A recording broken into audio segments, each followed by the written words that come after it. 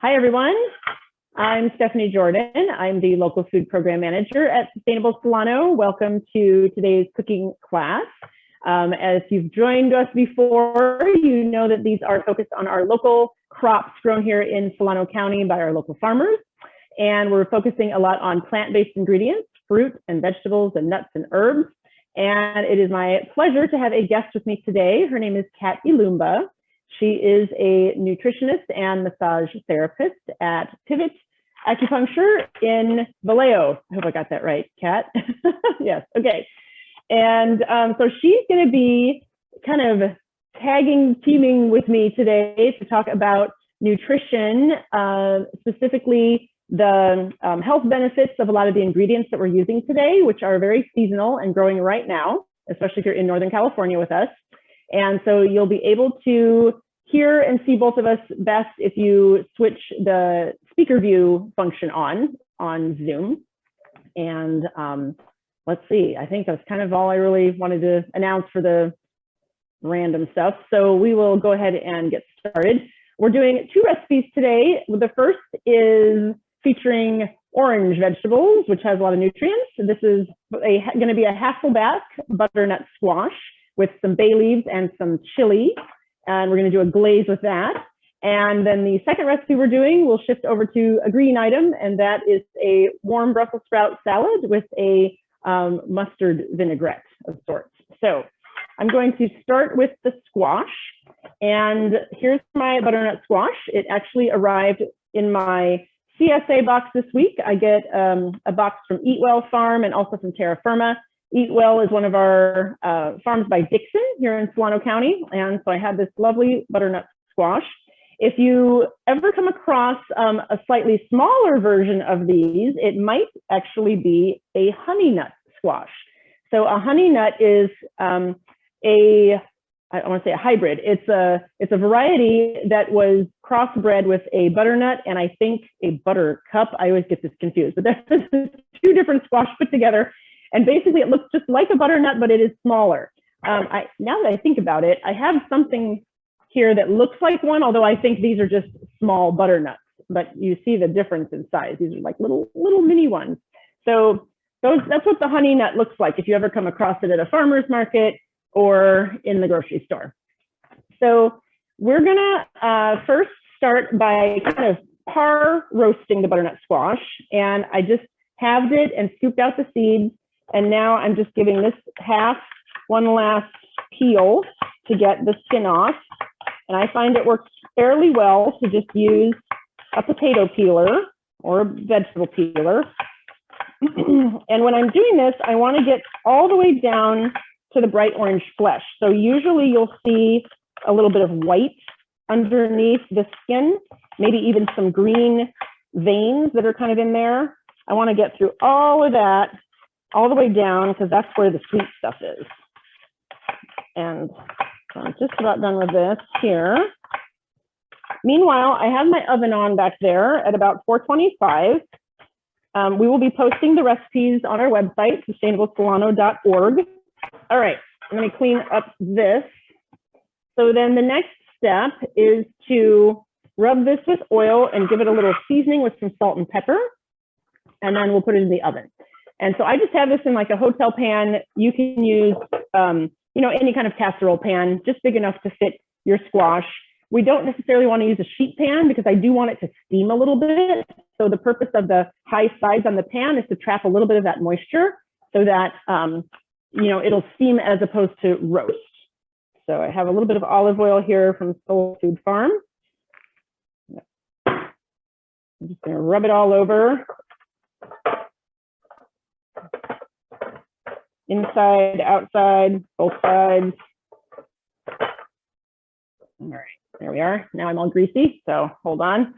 Let me get washed up here. So this squash is going to go into the oven for only about 15 minutes right now.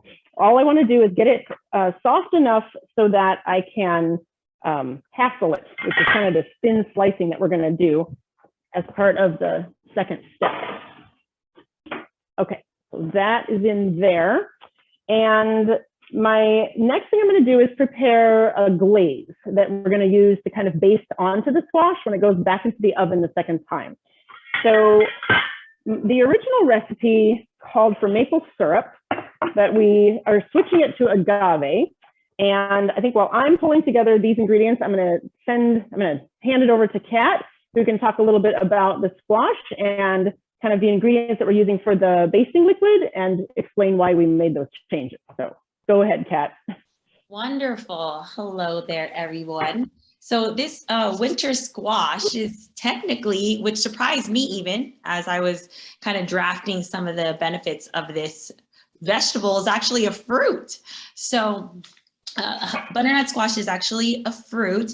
And I love that it's a winter squash. It's a winter squash for a reason. Like you said, like Chef Steph said that we are trying to support local produce, cook local recipes, and eating seasonally is best always, because actually the produce is more nutrient dense at this time. So if you're eating with the seasons, you actually get the most benefit out of eating the local produce during the seasons. Another thing about butternut squash that I really like is that it's a complex carbohydrate. So this dish specifically is really wonderful to have versus having maybe a very carby carb like white rice, refined carbohydrates, necessarily mashed potatoes, which we all love, but this is a wonderful alternative to keep if you are pre-diabetic, or also if you are experiencing diabetes yourself. You know, blood sugar, complex carbohydrate is kind of a buzzword, so I wanted to talk a little bit about that as well. It's a complex carbohydrate that actually will sustain your energy over time. So that's why it is encouraged to eat more things that are full of fiber, like this butternut squash. And it doesn't spike our blood sugar up really high, which is, we get those crashes, right? When we eat something extremely carby, we get a sugar spike and then we crash. So this is a great alternative for dinner as well. It's so beautiful in color. It's a carotenoid like a carrot, which means it has lots of vitamin A. Actually, 1 cup of just having that butternut squash there is almost over 450% of our recommended daily intake. So 1 cup that's a lot. So it's a great way to boost our vitamin A, and vitamin A supports eye health. That's why they often tell you, eat your carrots. It's good for your eyes. So it's also good for that. And it's also rich in vitamin C. So it actually makes a really potent vegetable to kind of fight during flu season, which makes it another reason why it's a great winter squash. So Kat, I have a question about the orange. I was thinking about this because I know that there's all these vegetables that are orange, right? You know, yes. The carrots, the squashes, and the sweet potatoes. Do those same nutrients exist in the orange fruit? Like right now, yes. I'm loving like persimmons. Like I have at least 2 a day. So. Yes, like vitamin C is also in persimmons, as well as oranges, which are seasonal in other states, but right now we see more navel oranges, but they are very reminiscent of the similar vitamins based upon color. Not often, but mostly. Got it. Okay, awesome. So I love that you're using the agave here. I definitely forgot to mention, agave is a nice source instead of using regular sugar. It's a little bit better on, again, the blood sugar levels or glucose spikes. I think for you, Steph, do you think it's a little bit sweeter in taste when you're using plain sugar, or what is your experience? I haven't had it in a little while, plain. Let me taste it. Right. You know, to me, it's really similar to, I mean, in terms of the level of sweetness, I feel like it's really pretty similar to maple syrup. Right. So that's kind of why I like the swapping that out in this particular recipe, because, you know, we were supposed to, or the original recipe said maple syrup. Right. And so here we're not. I just decided to switch it out one to one. I suppose you could do a combination, but, you know, to your point, with the glucose and the blood sugar, I think this is a really good choice. And, you know, something else to keep in mind is that, you know, this whole batch here that I have of glaze, all of that is not necessarily going to get incorporated into the actual final dish because it gets basted on, it runs off, it ends up glazing in the pan. You know, some of it will soak in, it'll go between the layers. But you know, it might seem like a lot because it's a quarter cup of the syrup, but you know, I was just kind of thinking not all of it is really truly going to get used, you know, or absorbed into your body. You know, you're not going to be eating every little drop of it. Right. Yeah. And the benefits of butternut squash outweigh the amount of sugar that you're actually using there. So it's a lot, nothing to worry about if people are really watching their sugar when it comes to this recipe alone. So right. Oops, hold on. I'm trying to grab a spoon here. I want to taste. The other thing I put in here was a chili. So the original recipe was a Fresno chili. I couldn't find Fresno chilies, so I grabbed a Serrano. I have these red Serrano peppers growing in my garden, so I grabbed one of those. But one thing I want to taste and check right now is just to see how hot and spicy my syrup is, because I want a little bit of heat, but really this is, you know, spicy and sweet at the same time. Yummy. So, yeah. Chilies are really good for the circulation, actually. Like if you don't have any acid or digestive issues, having chili, just a little bit of chili is really good for our arteries, our circulation, and kind of gets the blood going. Oh, that's good to know. So it's kind of right where I want it in terms of the spice factor. I'm just going to strain out the chilies, because the longer you leave it in here, the hotter it will get, because I used my chili with the seeds in. All I did was I just sliced it crosswise and threw it all in there. So it's right where I want it in terms of the spiciness. So I'm going to just strain them out because I'm going to use them at the end as a garnish. So let me just do that. And then I'll put the glaze back in the pan. And I'm going to put this over on my stove, kind of on a back burner so that it can just stay warm, because we'll use this to baste once we hassle the squash. So, all right, that looks good. So again, the mixture here that I had was hold on a minute. Sorry, let me rearrange some things here. It was the agave. It was a little bit of butter. It was apple cider vinegar, which also has some great health properties to it, I know. And I threw in a fresh bay leaf. We're going to be putting bay leaves into the squash at the end, but I found some fresh ones today at the store. And so I thought, you know what, let's use that too. It reminds me of making a tea, even though it's a glaze. Bay leaves are wonderful.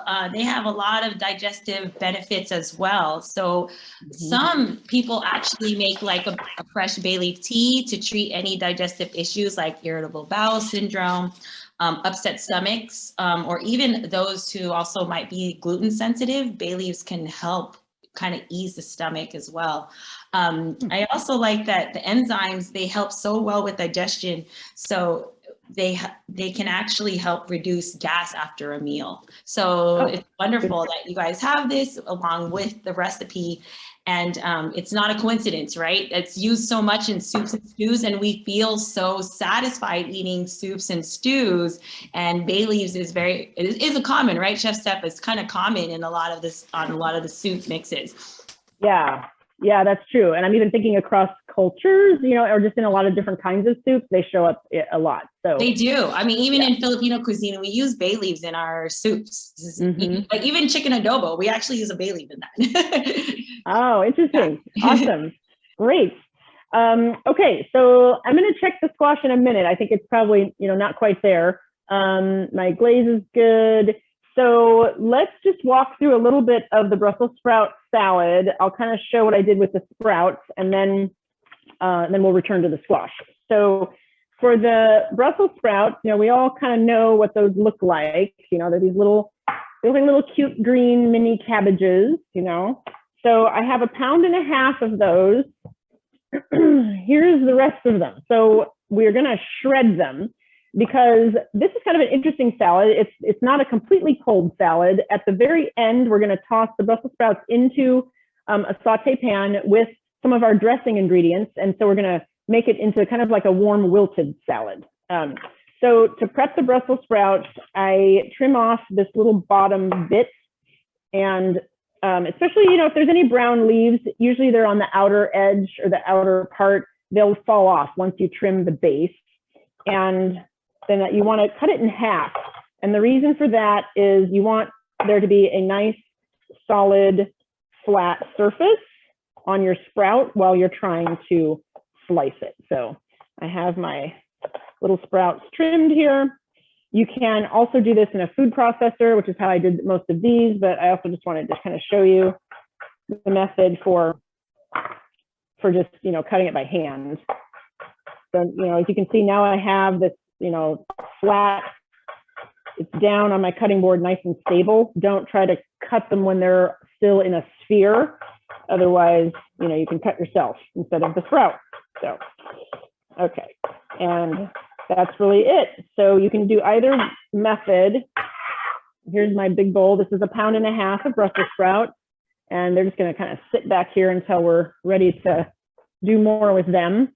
The other things going into this salad are nuts, specifically pistachios, and some dried apricots. I think maybe I'll just bring this whole thing over here.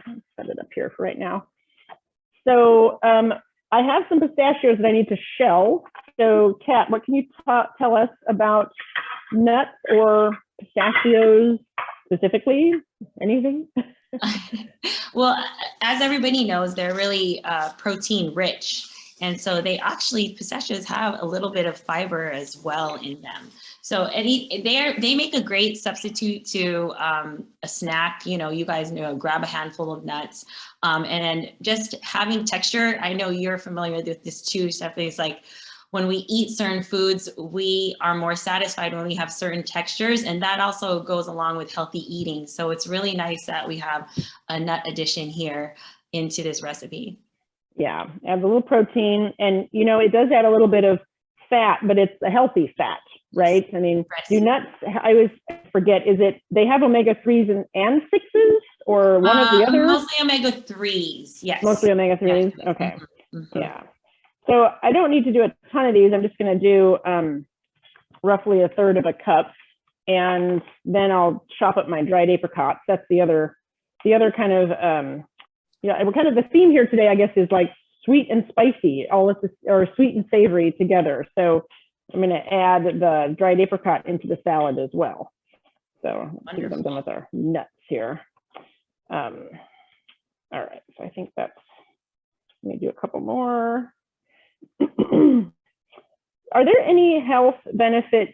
Does the dried apricot, how does it differ from the fresh apricot in terms of nutrients or health benefit, or is there a difference? Good question.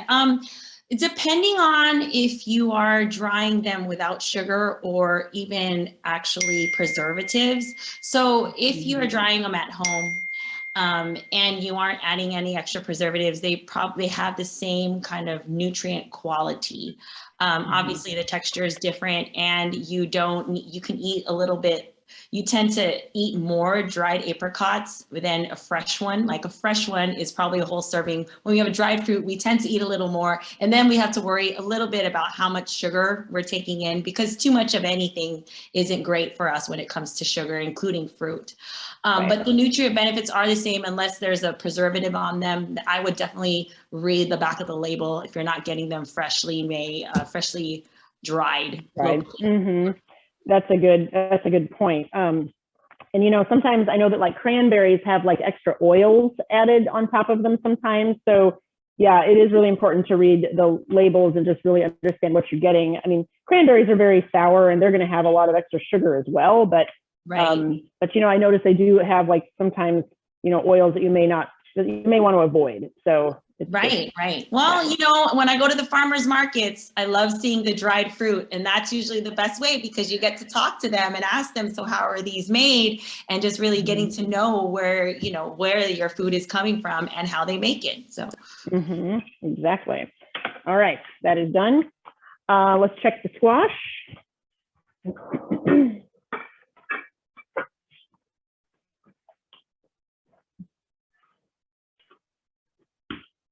Okay, so what we're going for here is I just want my paring knife to go in, you know, only be able to go in about 1/4 inch. Okay, so I would say it's probably about there. Little more, just a hair more. We're almost there. I have to be able to slice through it, but I don't want it so soft that, you know, I can't make these nice little cuts. So back in that goes. We'll keep working on the Brussels sprouts here for a couple more minutes. Okay, so let's see here. We are going to do a little quick pickle of shallots and the dried apricots that we were just talking about before. So we're going to do a shallot and the apricots, and for the quick pickling, that just means we're going to put them in a brine that gets heated up. But we're going to do a little shortcut here. So instead of heating up the brine separately and then dumping it on, we're just going to throw everything together and put it in the microwave. So a little faster and a little more efficient. So I have my shallot here. I'm going to make one cut down from top to bottom here and then go across. So I have some thin slices. You can see I'm kind of keeping my left hand, my fingers are kind of curled. Once you get to the end of like an onion or a shallot or something like this, and it's kind of hard to cut and you're afraid it might flip, just put it down. Again, you want that flat surface down on your board. And then I can kind of go along on the sides and trim it up a little bit. Okay, there we go. So I'm going to put this in a glass bowl because we are doing a microwave. So we don't want to never meddle in the microwave. And I don't like to do plastic in the microwave either. Kind of makes me, I don't know, suspicious. Things might leach out of the plastic into the food. They do. I love that. Yep. Thank you for mentioning that, Steph. Mm-hmm. Yep. So let's see here. I'm going to do, yeah, all right, my apricots here. I had them very bundled up in this bowl. Okay. So, you know, in this case, we're going to put maybe a little plastic wrap on top of the bowl when it goes in, but it's not going to be touching the food. It's really just to kind of help create the steam so that it'll heat appropriately. And this is about a quarter cup of the apricots, and I'm just kind of slicing them thin. Put those in there. Then I'm going to make kind of the base of my vinaigrette. I'll use this bowl. So I'm going to put together my vinegar, mustard, and I'll make a correction here. I see I kept the sugar, but we're actually going to do honey instead of sugar. So again, you know, we're trying to reduce the amount of like refined sweeteners that are going into these recipes. So we're swapping some things around. And by the way, I also am going to change. The original recipe was white wine vinegar. I'm going to use a champagne vinegar. I think it's a little more mellow and a little more flavorful, and it doesn't have quite that edge and that strong bite that the white wine vinegar has. So another little alteration. I'll fix that up before we get them on the website. So I've got 5 tablespoons, 5 tablespoons of the vinegar, and then a tablespoon of whole grain mustard. So you want to try to find the mustard where you can actually see the mustard seeds.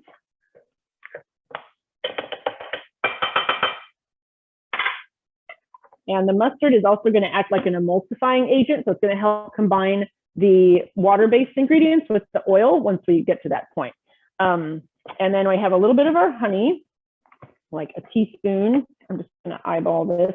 Measuring honey in a teaspoon is kind of a tricky, it's a tricky thing to do to then get it out. But what you can do to make it easier is rub a little bit of oil inside your measuring spoon and then put the honey in, and then it'll kind of slide out easier. But since we just need a teaspoon, I'm just going to eyeball that. Okay. I unfortunately do not have local honey today. I have something else. A little salt and pepper. Do a little pinch there. Okay. So I think I have everything there. Mustard, vinegar, mustard, the honey, a little bit of, yep. Okay. So here's my whisk.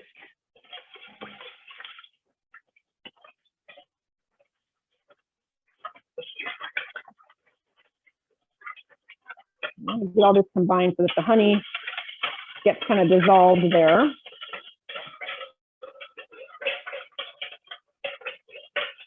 Okay, so this only needs to go in the microwave for about a minute. I'm just putting that on top of my shallots and my apricots there. Let me grab a little spatula so I can get all that stuff out of the bowl. We want all the goodness there. Okay, mix that around. Kind of like we're poaching it almost a little bit. All right, let me cover this up.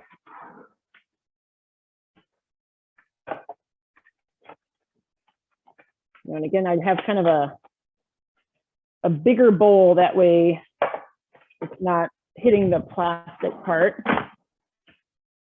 All right, in we go to the microwave. About a minute. I'd say my microwave is kind of average in strength. So if you have a super powerful microwave, you know, just watch out. You may not need, you might be done in 30 seconds. So, all right. And so the next thing we will do is start heating up our Brussels sprouts and putting together all the other elements. So, but first, the squash. Let's go back to the squash and see how that's doing. I have some room there.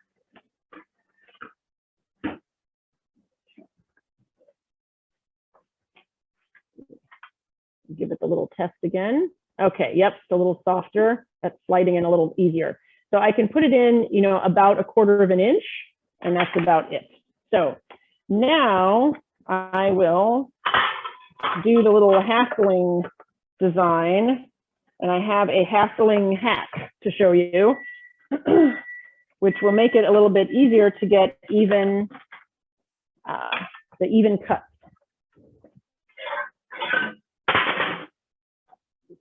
Salad.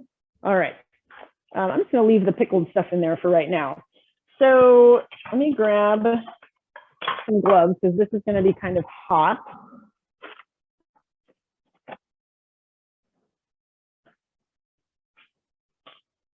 And the thing that I'm going to use are chopsticks. I'm going to scoot this over here just so you guys can see. Put that there. All right, so here's the squash. And so when you do the hassling, what you want to do is cut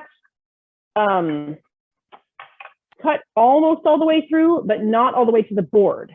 So I'm going to stick my chopsticks on either side, and then that is going to keep my knife from going all the way through. It's going to stop when you get to the chopsticks. And I'm also going to switch knives. I'm going to use what's called a slicer. So this is a little bit thinner than my chef knife. You can see this is the chef knife, kind of your standard design, very similar to like the Henkel's and the Wüsthof knives of the world. This one has a little bit thinner of a blade this way, and it's actually a thinner blade this way too. So this is used typically for slicing meat really thin. And so I want to do this really thin too. So I'm going to go through here, but I'm going to hit my chopstick, and that keeps me from going all the way down. That's awesome tip. I'm using that. Thank you for that. Yeah, this was actually not my tip. I read it somewhere else. I'm trying to even think where I saw it. So just kind of a helpful, yeah, I'm going to scoot and I'm using the end of the chopstick that's a little thicker. So I'm just going to kind of scoot them down as I go. So, all right. You know, Kat, there was something else that I was hoping you could talk about, which was, you know, in the glaze, we're using apple cider vinegar. Yes. And I know that has like all kinds of health benefits. Yes. Apple cider vinegar, again, is just another, it's almost like having like a... Sorry, that's my phone. Yep, the magic of Zoom. It'll go away. It's this weird ring. Okay, I think it's done. All right. It was pretty good. We didn't hear anything. There's the magic of Zoom again. I don't know. I think there it goes again. I'm not sure. I'm not sure what that's about. But yes, apple cider vinegar, again, it's like basically another, you can think about it from maybe cooking terms as well as food and culinary, like a digestive almost. So you can, it's really good for digestion. Also, it's an immune system booster, mostly because the as you guys kind of heard, like another buzz thing is like our immune system lives in our gut. So because it's very stimulating, it actually activates the gut, gets it ready for digestion. And, you know, like I said before, definitely dangerous to just drink apple cider vinegar like a teaspoon by itself, but diluting it with water because it is very acidic and our stomachs are acidic naturally. We do want to have a little bit of dilution on that. Okay, good. Yeah, you know, there's the kind of the famous brand, which I think is what I have here, this Bragg apple cider vinegar, and you know, it's I always notice it on their label. They talk about, you know, how health promoting it is and all of that, but I always kind of wondered why. So I appreciate some of that explanation on that.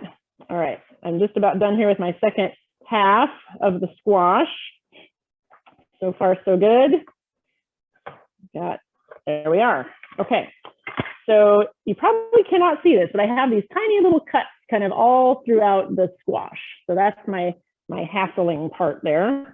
And now what we're going to do is we're going to tuck a few bay leaves into these little slices, and I'm just going to kind of randomly tuck them in. I think I'm going to use another use for the chopstick to kind of help break it apart a little bit.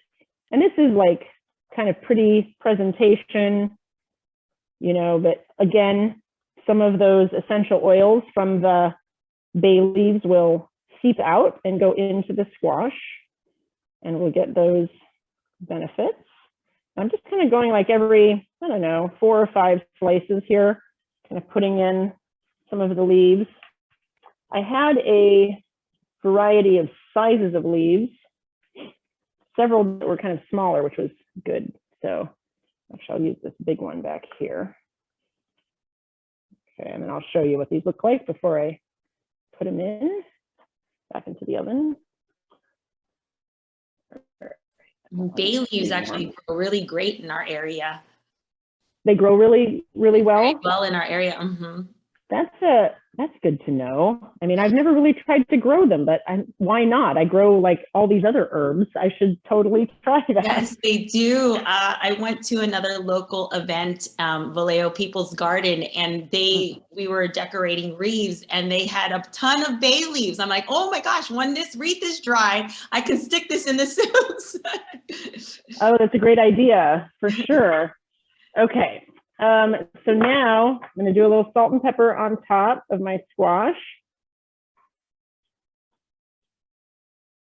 And then I'm going to start applying some of that glaze. And then I'll just kind of baste it, you know, as we go here. It may not get completely finished by the time the class is done, but we'll be close enough where you'll get to see the kind of here, I'm going to sort of scoop that down. All right, so that's what I have so far. I've got my bay leaf stuffed squash, and I'm going to use a little silicone brush over here to baste on my glaze, which is still warm. I used a little cast iron Le Creuset pan to heat it up, and the cast iron holds heat really, really well. So that's a handy thing for this type of recipe. And then once I get it all on here, we'll put it back in the oven, and it's just going to continue to roast until it's completely cooked, but it's going to absorb some of this glaze. And of course, since I have all those little cuts, my little hassle cuts are in there, that will also go inside into those grooves and help infuse flavor into the squash. So, and I'm still at 425 over there, so we're all good. All right, let's finish up our Brussels sprout salad. So we have our quick pickled shallots and apricots right here. These are going to be on standby. I'm going to just kind of make sure they're all submerged in there and they can sit in the liquid while I do the other steps. Okay, shift all these knives around. All right, where are we at here? Okay, so now we're gonna heat up the oil. We're gonna add the pistachios and then put in the the Brussels sprouts, and then this goes together pretty fast. So I'm gonna make sure that all my ingredients are rounded up. Also, if you want to do this for an event or a dinner, you can definitely do the Brussels sprout shaving ahead of time and just keep that in the fridge. You could even pickle this part in advance. I have some arugula just from the store here. We're going to use the arugula. The original recipe called for watercress. It's a little hard to find. So I think arugula is a fine alternative. And, you know, in addition to just being easier to find, I do like the peppery flavor profile of the arugula and how that's going to counteract with the sweetness in the apricots. So it's kind of a good way to, you know, build our flavors with all these different elements. We've got a little bit of sour, a little bit of sweet, a little bit of the spicy peppery from the arugula. So my Brussels sprouts are also, let me get those close by. They're ready to roll. So Steph, yep. there are lots of benefits to the Brussels sprouts. And I mean, Now's the time. Yeah, I think that, you know, everybody says, eat your Brussels, you know, growing, everybody eat your Brussels. I mean, really, actually Brussels sprouts, and I love that you chose arugula. They're both cruciferous vegetables. They are liver detoxifiers. So they're natural. Yeah. It's a natural way for us to kind of cleanse our liver. They're full of vitamin K, which is good for blood clotting. Again, they also are full of vitamin C. And, you know, especially even just like the butternut squash, this paired with protein actually helps aid in iron absorption because iron needs vitamin C to get absorbed by the body. So again, this is something really good to be complementary with the protein if you guys are adding it to these side dishes. You know, livers are, I think people kind of forget about how important our liver is, really. We always focus on our heart, our, you know, sugar levels, brain health, but liver is responsible for cleaning every single item that we put in our body, whether we're inhaling it or we're eating it, drinking it. And so any extra vegetables that are considered leafy like this, green leafies are actually liver detoxifiers. So if you guys have a way to add them in at any point in your day, very beneficial to your health, very cleansing, full of fiber, these as well. And they're actually really good for weight management too, since they are full of fiber, just like the complex carbohydrate of the butternut squash. Oh yeah, I'm glad you talked about that. I know I remember we were mentioning, you were talking about it earlier when we were meeting, and I just remember thinking, you know, yes, you're right. Whoever thinks about the liver health, yeah, you know, it's not very mainstream. It's not very sexy, right? It's not. No, it's not. And we all like to have drinks during the holidays and to have fun. So sometimes we forget. Right. But, you know, actually prepping your liver with something like this before we kind of engage in some of that holiday fun drinks is really nice balance to really it's an easy tip really to support our liver when we're going to do some of those holiday drinks. Right. Good point. Okay. So I think we're about ready to put this together. I'm just checking here. I have like new glasses and I'm trying to be able to see everything here. So my oil is heating up. There's about 5 tablespoons of oil in a large saute pan. And I'm just going to do a quick little saute of my pistachios first. And then I'm going to turn off the heat and put in my shallot mixture and then the Brussels sprouts. And again, we're not really going to cook the Brussels sprouts until they're mushy. We're just going to do a really quick saute until they turn a brighter green. And we don't want to overcook them because, you know, when you get to the bright green phase, then you know that you've got kind of like really good nutrients, you know, in your food. If you're like blanching and shocking, you know, vegetables, like let's say I'm doing broccoli, or it could even be Brussels, but usually not. You do something harder like broccoli or even carrots, since we're talking about like orange vegetables too. You know, let's say I plunge them in boiling water and then I want to take them out right as they're turning that nice vibrant color and put them into ice water and stop that cooking process, because that helps them to retain those nutrients and not just have them leach out into the water or whatever it is you're cooking it in. So, all right, so here goes the pistachios. This is going to only take like a minute. Just want to toast them a little bit in the oil. And then next is our the rest of the vinaigrette, basically, right? Because here's our water-based ingredient. So I'm kind of doing it almost backwards. You know, I have the oil here, and then we're going to add our water-based things, and then so the vinaigrette is going to basically combine in the pan, which is kind of a different approach. So. Let's see. Yep. Okay.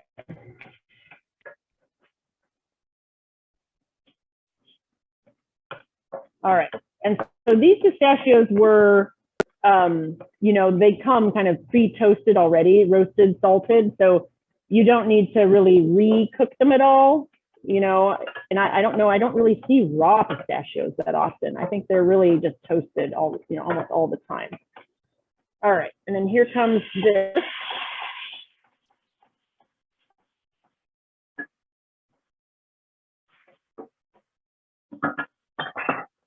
I'm going to switch over to my whisk and give this a little whisking action here. Okay. And then in go the Brussels. I'm going to go back to the tongs. And so I just turned my heat off, although this is a lot of Brussels sprouts, so I might need to turn it back on just for a minute. So what I'm going to do here is I'm going to just sort of rotate it. I'm going to like turn it. I'm going to do just this induction burner is not as hot and fiery as like my gas range. So I'm just going to turn it back on for a little bit. So I'm going to kind of flip them over as I'm, you know, rotating them through the pan, because it's almost impossible to stir this without it getting everywhere. So I'm going to just flip them and pull the ones that are on the bottom up to the top so they can basically trade places. And I see some of them starting to turn colors already, which is great.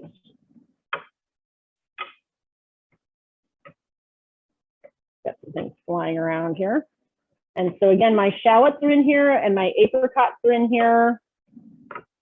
The pistachios are now in here, the Brussels, and the vinaigrette elements. Almost there. I want it to get a little bit darker.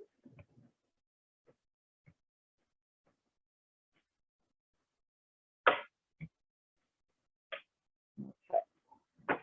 So if you've never had raw, well, these are not totally raw, but semi-raw Brussels sprouts, you know, be brave. I know a lot of us have had them cooked.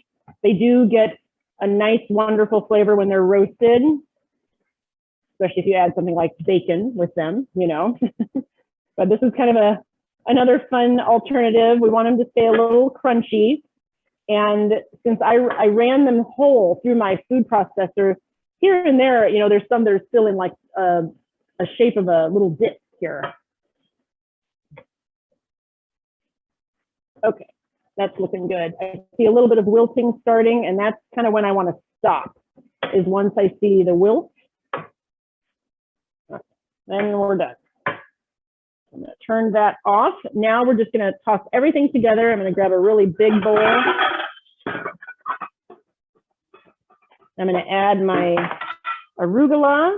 So about a cup and a half. I'm just going to kind of shovel some in here. Maybe one more little handful. I like arugula. And then the Brussels sprouts will go in here too.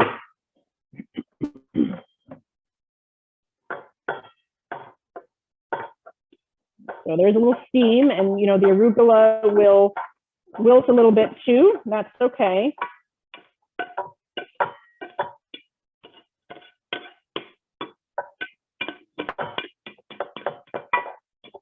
All right, I need to let me get one more tool to get all of that out. I need a wider spoon here.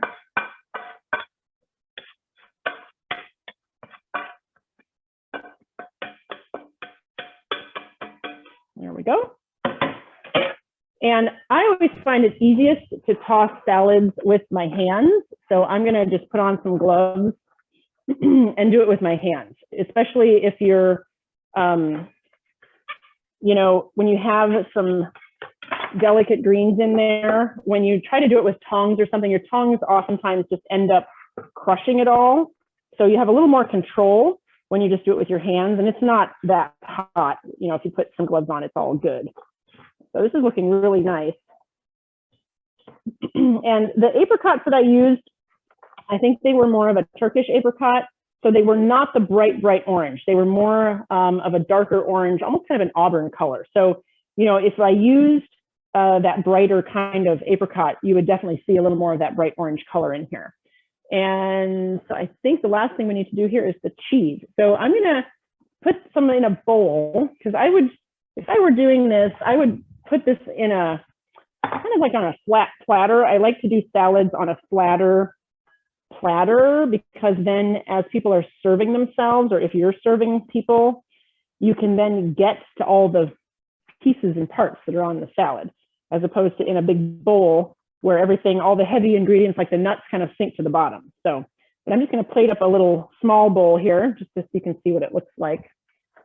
And so for the cheese, you know, if you can find a ricotta salata, that's nice, but pecorino or a Parmesan are also really good substitutes and much easier to find. So I'm just going to use a peeler again to shave a little bit of cheese onto the top. Again, we got kind of the nice salty qualities of the cheese, which will counteract the sweetness from the apricots. Also be a good, will coordinate well with the mustard too. So I'll bring this over here. There's the Brussels sprout salad with the pistachios and dried apricots. Voila. Let's see if I can get this back where I had it. Maybe. There's my head cut off. Nope, I did pretty good.